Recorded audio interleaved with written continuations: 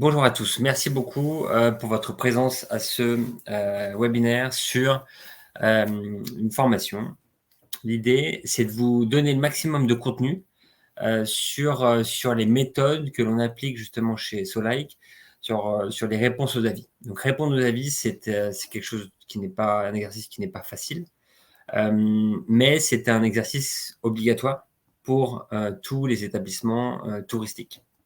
Et on va vous expliquer pourquoi et vous donner les meilleurs conseils pour répondre de manière efficace, rapide, afin de convertir le maximum de clients.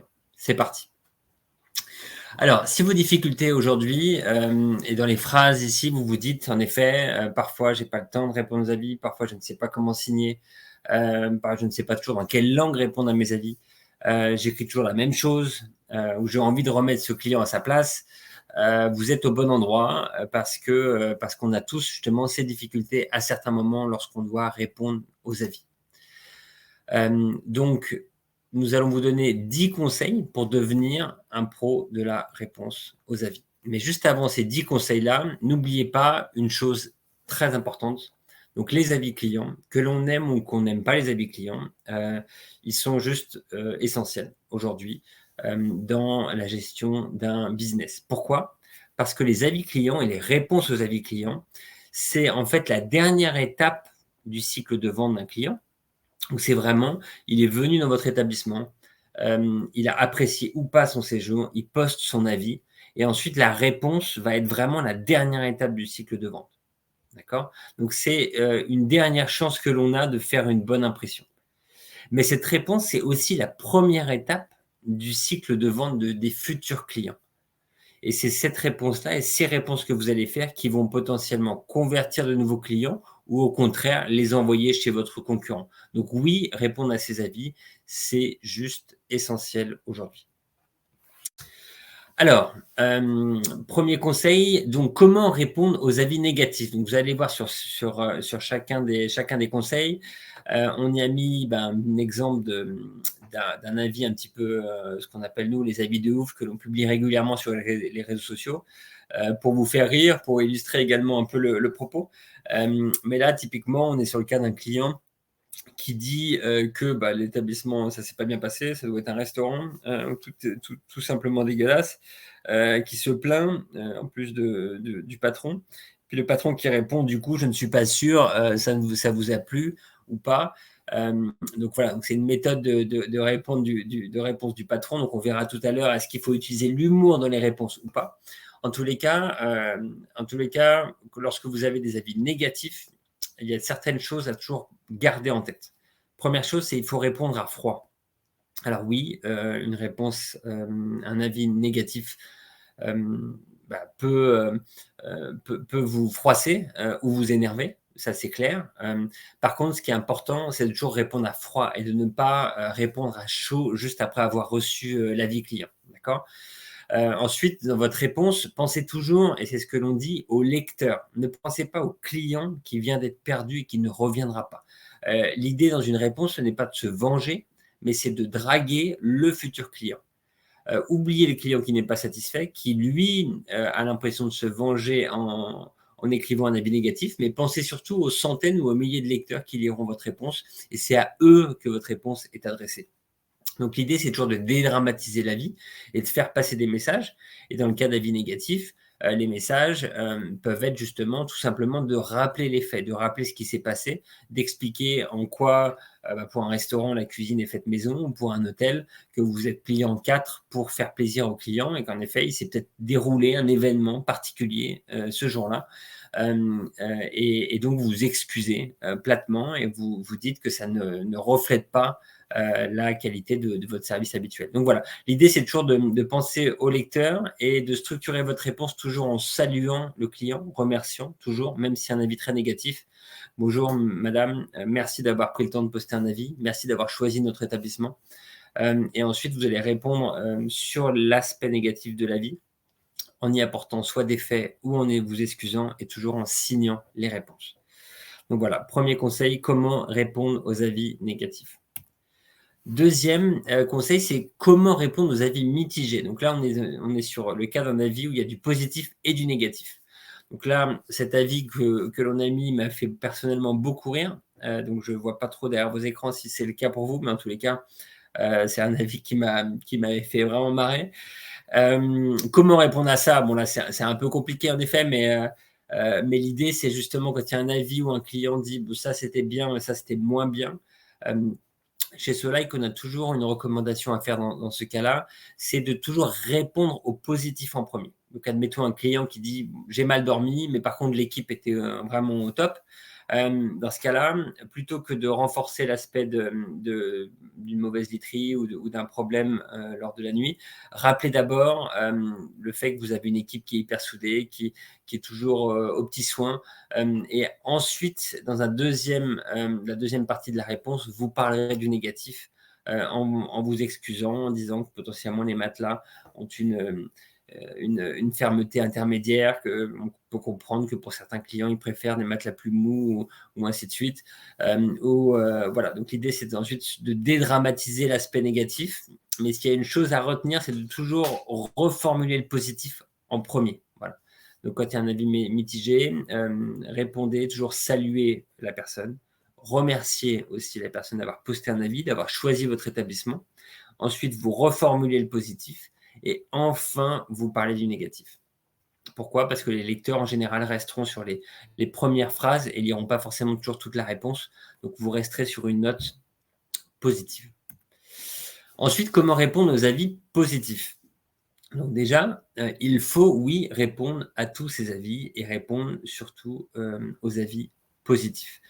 Bon, là, on avait le cas de clients qui s'amusaient à poster des avis sur les hôtels de police en disant que c'était voilà, on a un superbe accueil, personnel adorable, ils sont même déplacés pour venir me chercher, j'ai passé une très très bonne nuit, je vous conseille. Donc là, il y a eu une petite vague à un moment donné de personnes qui s'amusaient justement à poster des avis sur les hôtels de police. En tous les cas, ce qui est important, c'est de répondre à tous ces avis. Pourquoi? Parce que ça vous permet de fidéliser vos clients. Et ça vous permet surtout de communiquer sur vos forces. Donc un client satisfait. Pourquoi est-ce que vous passeriez plus de temps à répondre à un client non satisfait, qui ne reviendra pas, plutôt qu'à vous adresser à vos clients qui sont heureux et qui potentiellement reviendront? Donc répondre uniquement aux avis négatifs ne fait pas de sens. Par contre, répondre à tous ces avis, et notamment aux avis positifs, fait beaucoup de sens en termes de fidélisation et de communication. Certains clients verront uniquement vos avis, vos réponses aux avis sur Google ou sur les différents sites de réservation et n'iront pas sur votre site internet. Donc vous avez la possibilité dans les réponses aux avis de diffuser les forces de votre établissement. Et ça, c'est très important. Donc la manière dont vous pourriez structurer les réponses aux avis pour un avis positif, c'est d'abord en effet toujours de saluer. Bonjour madame, merci d'avoir choisi notre établissement lors de votre passage à Lyon. Nous sommes ravis que vous ayez apprécié la qualité de notre établissement. En effet, nous sommes extrêmement bien placés, proches de toutes les commodités et nous avons rénové entièrement l'hôtel l'année dernière. Donc, merci d'avoir rappelé que la décoration de notre hôtel était à votre goût, par exemple. Donc là, ça vous permet de reformuler l'élément positif de la vie et donc forcément d'ajouter du contenu supplémentaire qui reformule l'aspect positif. Et enfin, ce qui peut être très intéressant, notamment pour les avis positifs, c'est d'inciter les clients à réserver en direct. Donc ça, vous pouvez le faire sans aucun problème sur Google, vos réponses Google. Si vous devez répondre sur des sites type Booking ou Expedia, ils ont des filtres, donc certaines réponses passeront, d'autres ne passeront pas. En tous les cas, ça peut être intéressant sur Google d'inciter les clients à réserver en direct en disant la prochaine fois, n'hésitez pas à réserver en direct pour accéder aux meilleurs tarifs. Voilà. Donc c'est aussi un canal de communication à ce niveau-là pour générer davantage de réservations en direct. Point numéro 4, comment signer ses réponses? Donc là, c'est un élément important aussi. La signature est très importante. Pourquoi? Parce qu'elle permet de personnifier l'humain qui est derrière la réponse. Et en fait, il ne faut pas oublier que les réponses aux avis, c'est vraiment un miroir de l'expérience client. D'accord?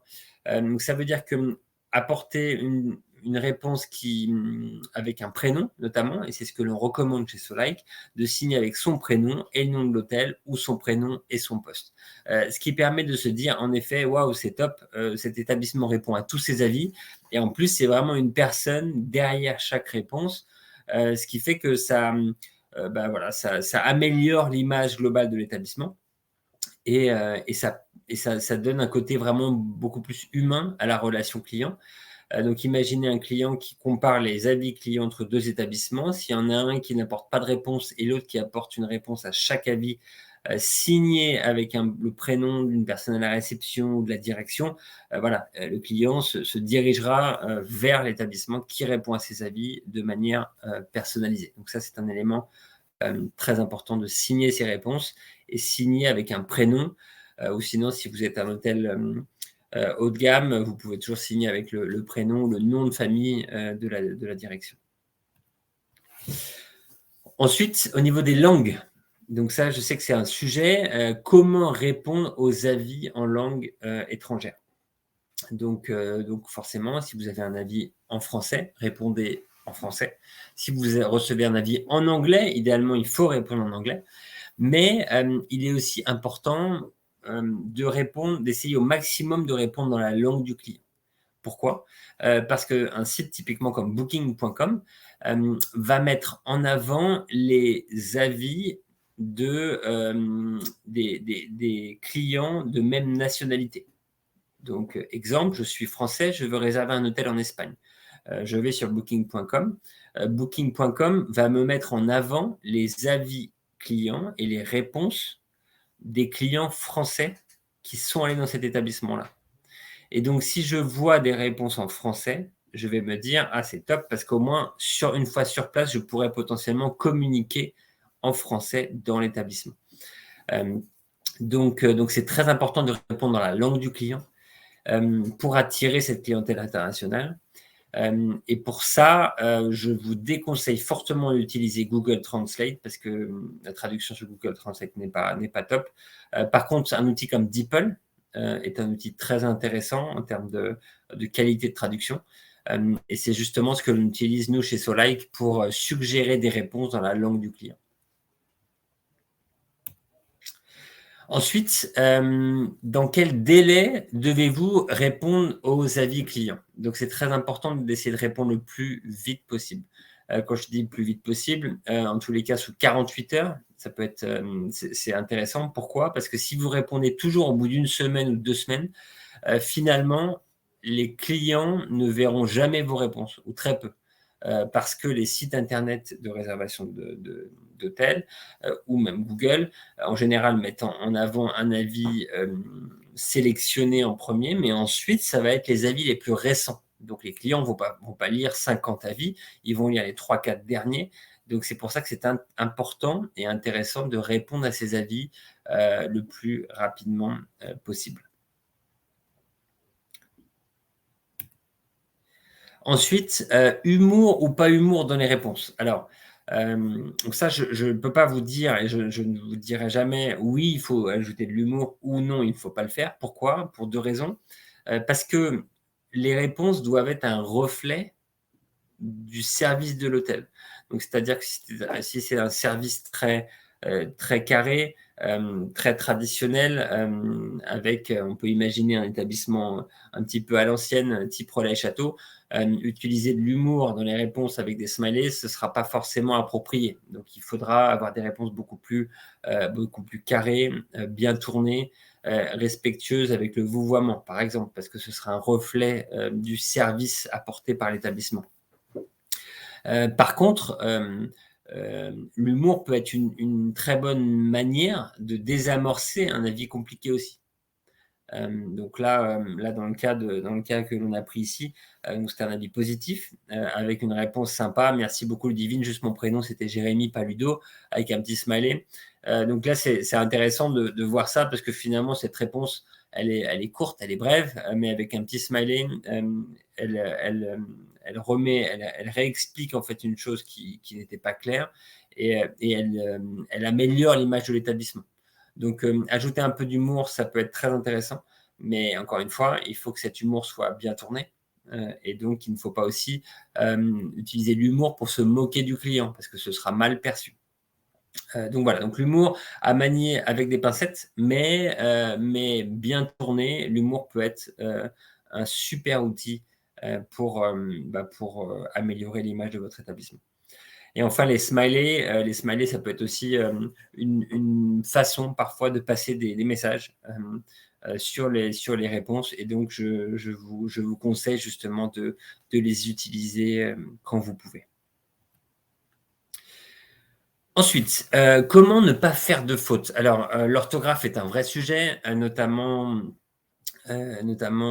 pour la nouvelle génération, qui a parfois des difficultés à rédiger correctement. Donc les clients dans leurs avis en général font pas mal de fautes, mais ce qui est important, c'est de ne pas ajouter, de fautes dans la réponse et d'écrire aussi de la même manière que le client. Parce que certaines personnes font très attention à ça et donc potentiellement vont se détourner d'établissements qui font des fautes dans les réponses, en se disant que justement ce n'est pas un établissement professionnel. Donc, essayer au maximum de rédiger correctement, c'est un élément très important. Et pour ça, il y a quelques conseils. Rédigez des phrases courtes. Relisez-vous, c'est un vrai sujet. De se relire à chaque fois pour voir s'il n'y a pas de faute d'orthographe. Utiliser une bibliothèque de réponses, ça peut être aussi une manière de garantir en fin de compte des réponses qui sont toujours bien rédigées et de ne pas avoir à chaque fois à se relire. Et enfin, utiliser un correcteur d'orthographe. Et c'est pour ça que je vous conseille des petits plugins sur Chrome, notamment Antidote ou Merci App, qui sont hyper efficaces, qui permettent de vérifier les fautes d'orthographe dès que l'on en fait. Et donc, ces outils-là permettent justement de pouvoir écrire des messages, des réponses aux avis, des emails, peu importe, mais de manière beaucoup plus sereine. Donc, en effet, il faut au maximum éviter les fautes d'orthographe en se relisant. Ensuite, faut-il répondre à tous ces avis? La réponse est clairement oui. Il faut répondre à tous ces avis. Il faut même répondre aux avis postés qui n'ont pas de texte, notamment sur Google. Alors sur Booking.com, vous n'avez pas la possibilité de répondre à un avis d'une personne qui a uniquement mis des étoiles mais pas de texte. Par contre, sur Google, vous avez la possibilité de le faire et je vous encourage vivement à le faire. Pourquoi? Parce que dans le cas d'un avis positif, ça peut être intéressant d'ajouter une réponse avec des éléments, avec les forces de votre établissement, justement, pour reformuler certaines choses en disant vous avez sûrement apprécié votre séjour parce qu'on est très bien placé ou parce que notre vous avez apprécié notre piscine, notre spa, notre parking, enfin peu importe, mais au moins ça vous permet justement de pouvoir rajouter des éléments de phrase et on verra tout à l'heure sur une autre slide que le contenu des avis peut impacter le référencement également. Donc ça veut dire qu'ajouter des mots-clés dans les réponses aux avis sans texte permet aussi d'améliorer votre référencement. Donc, je vous conseille de répondre à tous vos avis, notamment sur toutes les plateformes. Certains clients récemment me disaient non, nous on répond uniquement à Booking.com ou uniquement à TripAdvisor ou plus à TripAdvisor parce que c'est un site qui est obsolète. Et ça, pour moi, c'est une erreur. Pourquoi? Parce que on va le voir juste après, le taux de réponse impacte le chiffre d'affaires. Et ce n'est pas parce que TripAdvisor en effet un petit peu moins de poids qu'avant qu'il ne faut pas répondre. Au contraire, il y a moins d'avis, mais une certaine génération va souvent sur TripAdvisor.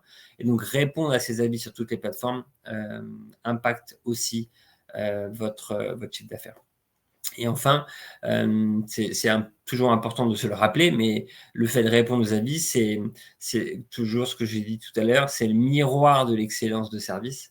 Et donc, ça vous permet de nouveau de passer des messages auprès de vos futurs clients. Et enfin, pour terminer, un client qui a mis 1 sur 5, 2 sur 5, n'hésitez pas dans la réponse à les remercier d'avoir choisi votre établissement, mais surtout à leur dire pourriez-vous nous recontacter pour nous expliquer ce qui s'est passé afin que nous puissions nous améliorer. Voilà. Et ce type de réponse à juste une note mauvaise sans texte permet justement au lecteur de se dire « Ah, bon, bah là, en effet, bon, c'est pas très fair. Pourquoi est-ce que ce client a juste mis quelques étoiles? L'hôtel a répondu, ils veulent s'améliorer. Donc, ça améliore aussi l'image de votre établissement. » Et enfin, le dernier point, c'est au niveau, c'est ce que je vous disais tout à l'heure, le taux de réponse aux avis impacte le chiffre d'affaires. Donc, ça veut dire qu'aujourd'hui, un établissement qui répond à tous ses avis générera davantage de chiffre d'affaires qu'un établissement qui ne répond pas à ses avis. Donc, ça a été prouvé récemment par 2 études. L'une, qui est une étude assez récente, qui date d'il y a 1 an et demi, qui a été faite par la Harvard Business School, et qui a prouvé la corrélation entre la note et la réponse aux avis. C'est-à-dire qu'un établissement qui répond à tous ses avis, mécaniquement, va avoir une meilleure note sur Google et TripAdvisor qu'un établissement qui ne répond pas. Pourquoi? Parce qu'un client satisfait, qui potentiellement n'aurait pas posté d'avis, voyant que vous répondez à tous ces avis, à tous vos avis, il y aura un peu ce côté gamification de la chose, et donc ils ont adoré leur séjour, et ils vont se dire, bah tiens, je vais poster un avis pour voir ce qu'ils vont me répondre. Voilà. Donc ça incite les clients satisfaits à poster davantage d'avis. Et autre sujet, ça va aussi parfois inciter et en tous les cas améliorer légèrement l'image d'un client non satisfait quand ils verront toutes vos réponses aux avis. Donc, c'est pour ça que le fait de répondre améliore la note. Ensuite, il a été prouvé par une étude d'Uberall en 2021 une corrélation directe entre des business, sur Google My Business notamment, qui répondaient à leurs avis et ceux qui ne répondaient pas. Et ceux qui répondaient aux avis pouvaient avoir jusqu'à 80% d'interactions supplémentaires sur la page Google My Business qu'un établissement qui ne répondait pas. Donc, quand je dis d'interaction, c'est le clic sur la page Google pour aller voir le site de l'établissement, c'est le clic pour appeler ou pour avoir l'itinéraire. Donc, ça veut dire que oui, le taux de réponse aux avis impacte également le trafic sur la page Google My Business. Mais il n'y a pas que ça. Le taux de réponse impacte le référencement. Je vais faire un focus juste derrière à ce niveau-là. Impacte également le volume d'avis. C'est-à-dire qu'un établissement qui répond à ses avis recevra davantage d'avis qu'un établissement qui ne répond pas. Alors, il a été aussi également prouvé récemment que les avis clients impactaient le référencement, mais également les réponses aux avis clients. Donc, c'est-à-dire que Google, aujourd'hui, prend en compte le contenu des avis et des réponses dans leur référencement. Donc, c'est-à-dire qu'il est intéressant pour vous d'ajouter, de reformuler des éléments de phrase dans les réponses pour y ajouter justement des mots-clés qui pourraient améliorer votre référencement.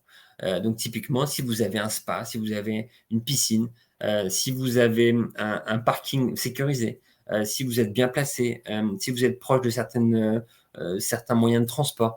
Il ne faut pas hésiter à rappeler toujours ces éléments-là dans la réponse aux avis, parce que ça permettra à votre établissement d'être encore mieux référencé sur Google Maps.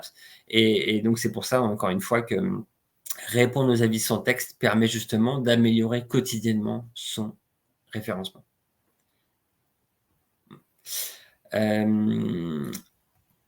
Ensuite, du coup, c'est terminé sur ces 10 éléments-là.